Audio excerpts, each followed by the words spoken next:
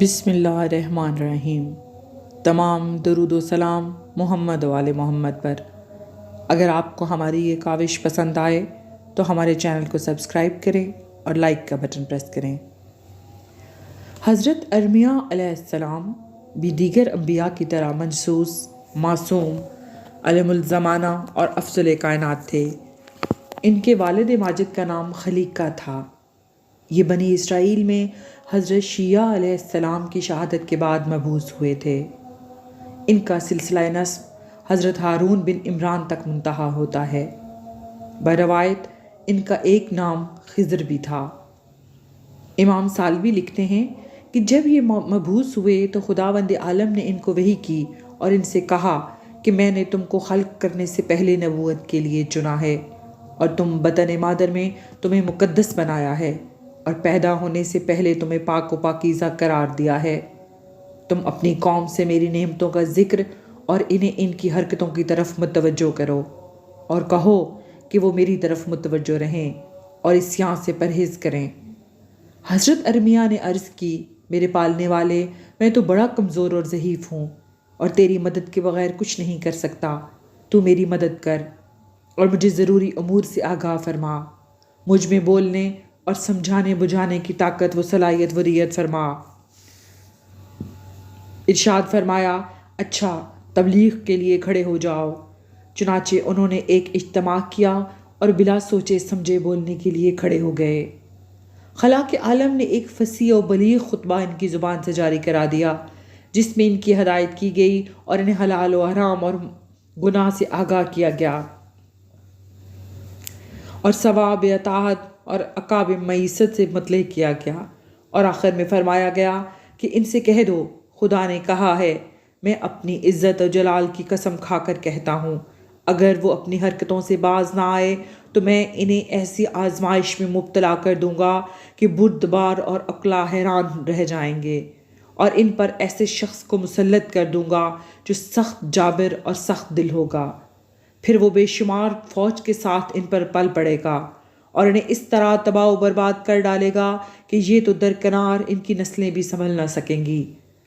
حضرت ارمیہ نے بات تو ان پر واضح کر دی اور اپنی تقریر میں سب کچھ کہہ دیا، لیکن سخت رنجیدہ ہوئے اور بے پناہ گریہ کیا، سخت چیخیں چلائے اور اپنے کپڑے پھاڑ ڈالے، اپنے سر پر دھول ڈالی اور کہا، مالک میں گزارش کرتا ہوں کہ بنی اسرائیل کو تباہ نہ فرمایا جائے۔ ان کی اس درخواست پر خداوند عالم نے 30 سال تک مہلت دے دی، لیکن ان لوگوں پر کوئی اثر نہ ہوا۔ یہ اپنی سرکشی میں زیادتی ہی کرتے گئے۔ بالآخر اس نے بخت نصر کو ان پر مسلط کر دیا۔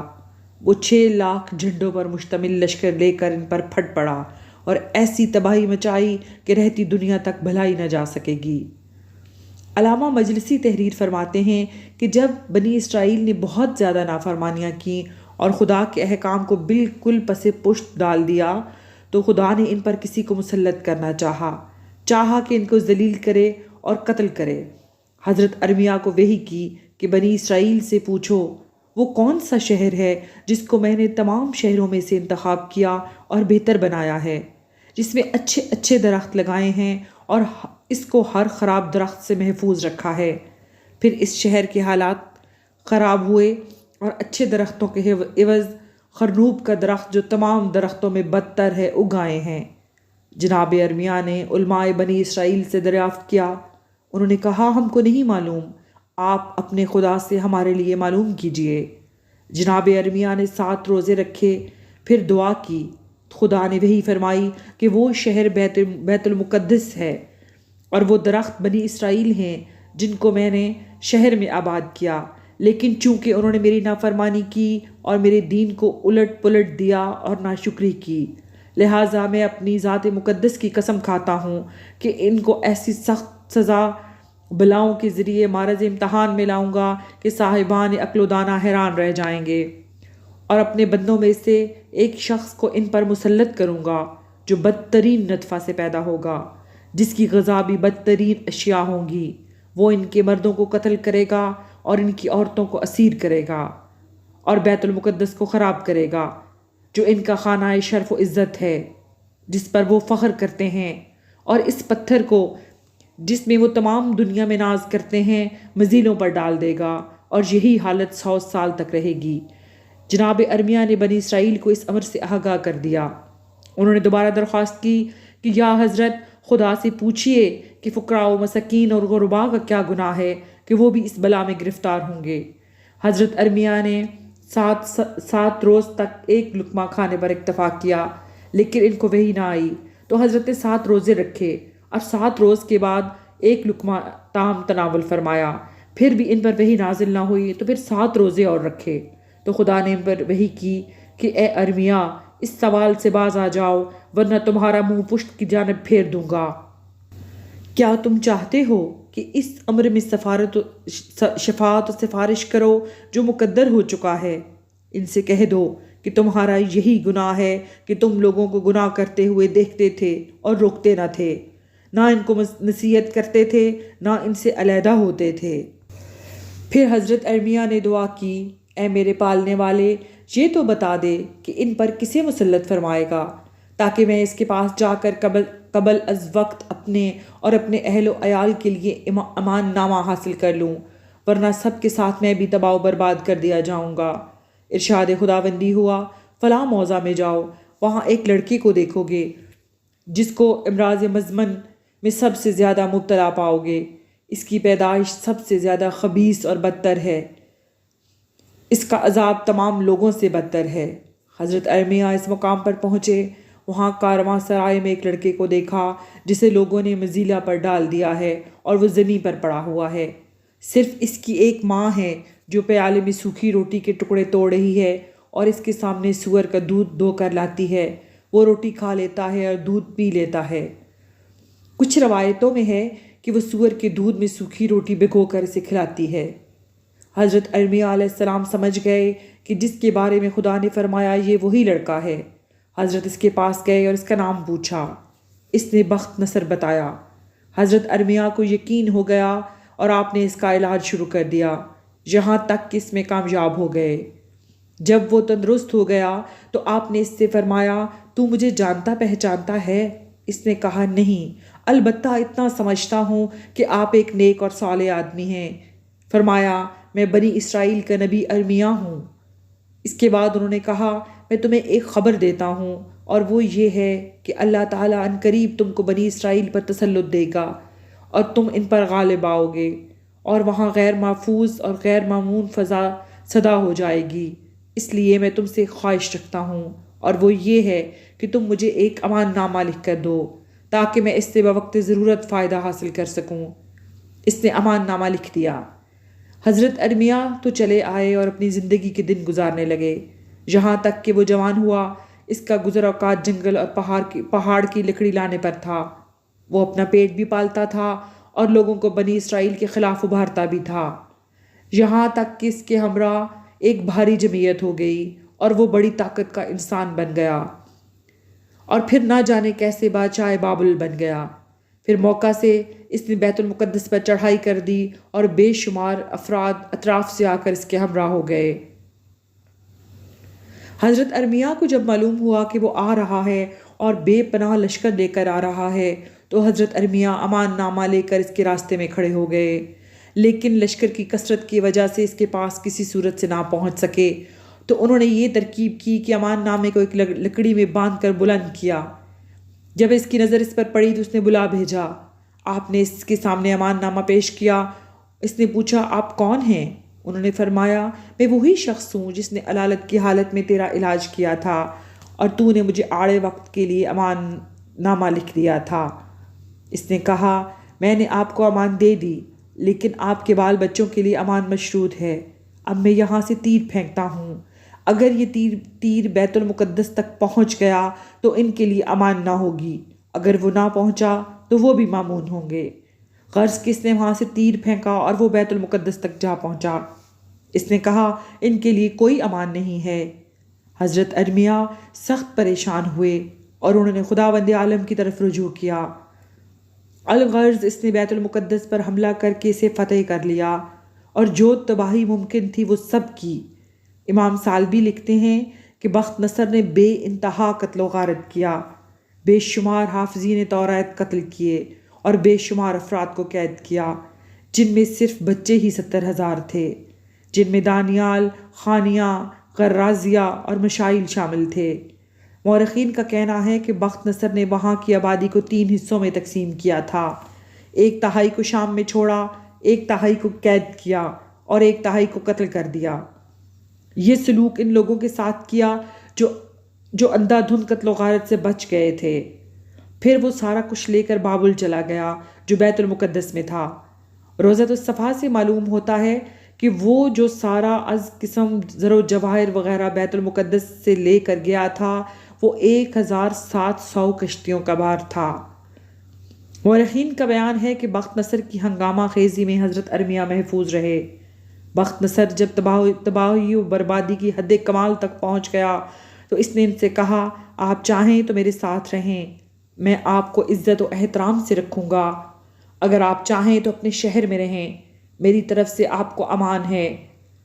حضرت ارمیہ علیہ السلام نے فرمایا، ویسے تو میں جب سے پیدا ہوا ہوں خدا کی امان میں ہوں، تاہم جو کچھ تو نے کہا ٹھیک ہے۔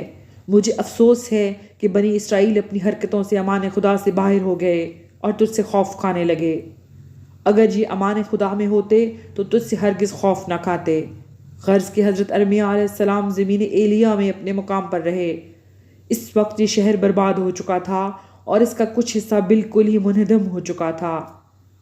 بنی اسرائیل کے باقی ماندہ لوگوں نے جب سنا تو آپ کے پاس جمع ہو گئے اور عرض کرنے لگے، یا نبی اللہ، اب ہم نے آپ کو پہچانا کہ آپ ہمارے پیغمبر ہیں، ہم کو نصیحت کیجئے، ہم آپ کے مطیع و فرمانبردار ہیں۔ آپ نے ان کو حکم دیا کہ میرے ساتھ رہو، خدا تمہاری حفاظت کرے گا۔ وہ کہنے لگے، ہم بادشاہ مصر کے پاس جا کر پناہ لیتے ہیں اور اس سے اپنا تحفظ چاہتے ہیں اور امان طلب کرتے ہیں۔ حضرت ارمیہ علیہ السلام نے فرمایا، ایسی غلطی مت کرو، خاموش یہیں بیٹھے رہو، امان خدا بہترین امان ہے۔ تم اس کی امان سے باہر جاتے ہو، دوسروں کی امان میں داخل ہوتے ہو۔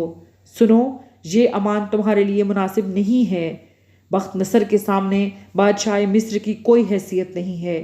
اگر تم اس سے امان حاصل کرو گے اور بخت نصر نے اس میں مزاحمت کی تو پھر تباہی کے گڑھے میں گر جاؤ گے۔ بہتر یہی ہے کہ یہیں اللہ کی امان میں پڑے رہو۔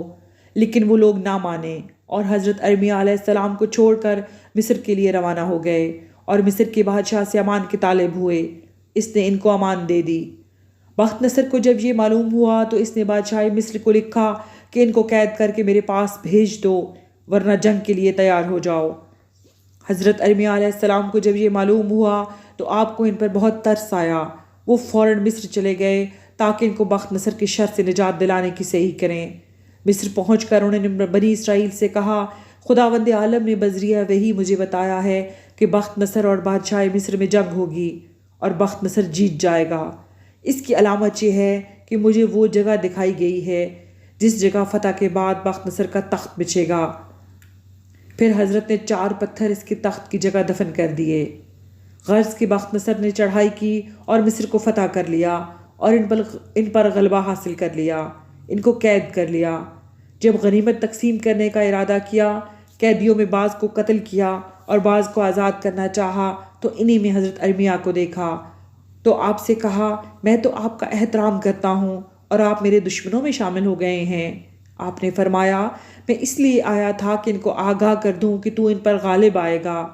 میرا مقصد یہ تھا کہ میں ان کو تیرے روب و جلال سے متاثر کروں اور خوف دلاؤں تاکہ اپنے فیصلے پر نظر ثانی کر لیں اور کسی کی امان پر بھروسہ نہ کریں۔ میں یہ سب ایسی حالت میں کر رہا تھا کہ تو بابل میں تھا۔ میں نے یہاں پہنچتے ہی تیرے تخت کی جگہ بھی ان کو بتا دی تھی اور تخت کے ہر پائی کی جگہ ایک ایک پتھر دفن کر دیا تھا۔ ان لوگوں نے سب کچھ دیکھا تھا۔ ان کے اس فرمانے پر بخت نصر نے تخت ہٹوا کر اس کے ہر پائی کی جگہ کھدوائی۔ جب پتھر برآمد ہوئے تو کہا کہ اب میں ان کو اس وجہ سے قتل کروں گا کہ انہوں نے آپ کی تکذیب کی اور آپ کی باتوں کا یقین نہ کیا۔ حضرت نے فرمایا، بادشاہ تجھے رحم لازم ہے، مگر اس نے ایک نہ سنی اور سب کو قتل کر دیا اور بابل واپس چلا گیا۔ اس واقعے کے بعد حضرت ارمیہ علیہ السلام عرصے تک مصر میں مقیم رہے۔ پھر خدا نے وحی کی، اپنے شہر ایلیا واپس جاؤ۔ چنانچہ وہ وہاں سے روانہ ہو گئے اور جب بعض روایات کی بنا پر بیت المقدس کے نزدیک پہنچے اور اس کی بربادی ملاحظہ کی تو بولے، خدا کب اور کس طرح اس شہر کو آباد کرے گا؟ پھر شہر کے کنارے اترے اور سو رہے۔ خدا کے حکم سے ان کی روح قبض ہو گئی اور وہ دنیا کی نگاہوں سے محفوظ ہو گئے، یہاں تک کہ 100 سال گزر گئے، یہ اسی مقام پر مردہ پڑے رہے۔ خدا نے ان سے وعدہ کیا تھا کہ بیت المقدس کو پھر آباد کرے گا۔ جب 70 سال ان کی وفات کا گزر چکے تو ایلیا شہر کی تعمیر کی اجازت دی اور فارس کے ایک بادشاہ کے پاس باروایت عامہ ایک فرشتے کو بھیجا جس کو گونگ کہتے تھے کہ خدا تجھے حکم دیتا ہے کہ لشکر اور حشم و حزم اور خزانے کے ساتھ ایلیا کو روانہ ہو اور اس کو آباد کر۔ اس بادشاہ نے 30,000 اشخاص کو متعین کیا اور ہر ایک شخص کے ماتحت ہزار اشخاص کام کرنے والے مزدور کیے۔ تعمیر عمارت سے متعلق جس قدر اوزار اور آلات ضروری تھے مہیا کیے۔ غرض 30 سال میں ایلیا شہر اور اس کی عمارتیں تیار ہو گئیں۔ اس وقت خدا نے حضرت ارمیا علیہ السلام کو زندہ کیا، پھر کچھ عرصے کے بعد آپ انتقال فرما گئے۔